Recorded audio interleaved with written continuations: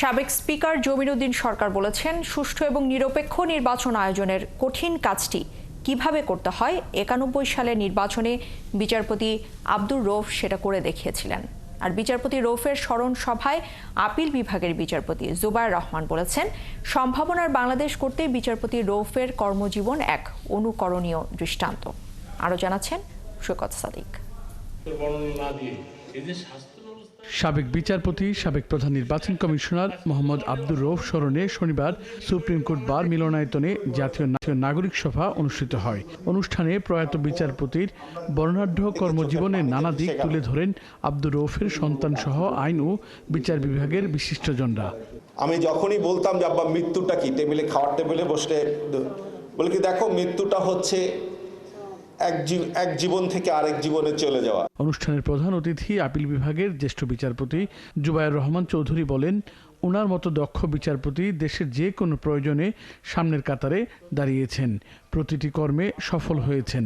উনি অত্যন্ত বিচক্ষণ এবং সফল আরবিট্রেটর ছিলেন, অর্থাৎ সালিশকারক ছিলেন। আমি অনেক আরবিট্রেশন ওনার সামনে অ্যাপিয়ার করেছি, তাই এই কথাটা বলতে পারছি। ওনাদের এই জীবনগুলি অনুসরণীয়, অনুকরণীয়। অনুষ্ঠানের সভাপতি সাবেক স্পিকার জমিরুদ্দিন সরকার বলেন, বিচারপতি আব্দুর রৌফ সারা জীবন দেশের জন্য ভালো কাজ করেছেন। নিরপেক্ষ জাতীয় নির্বাচন কিভাবে করতে হয় সেটা দেখিয়ে গেছেন। সবাই কিন্তু ভালোভাবে বলতে পারত না, সাহস করতো না, কিন্তু রৌফ সাহেব একজন সাহসী ব্যক্তিত্ব ছিলেন এবং সবসময় আল্লাহর উপরে নির্ভর করে কাজ করতেন। এবং সেই জন্যই যে উনি যেটা বলতেন সেটাই হচ্ছে যে কাজটা করো, but you must be subject to criticism if it is not wise. Justice Abdur Rahman Chowdhury সাহেব ছিলেন যতদিন, ততদিন আমাদের একটা বিরাট ভরসা ছিল। উনি যে কোনো অন্যায়ের বিরুদ্ধে প্রতিবাদ করতেন।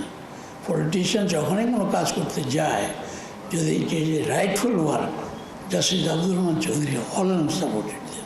প্রয়াত বিচারপতি মোহাম্মদ আব্দুর রৌফের কর্মময় জীবন ভবিষ্যৎ প্রজন্মের কাছে তুলে ধরা উচিত বলেও মন্তব্য করেন আলোচকরা। সৈকত সাদিক, ৭১, ঢাকা।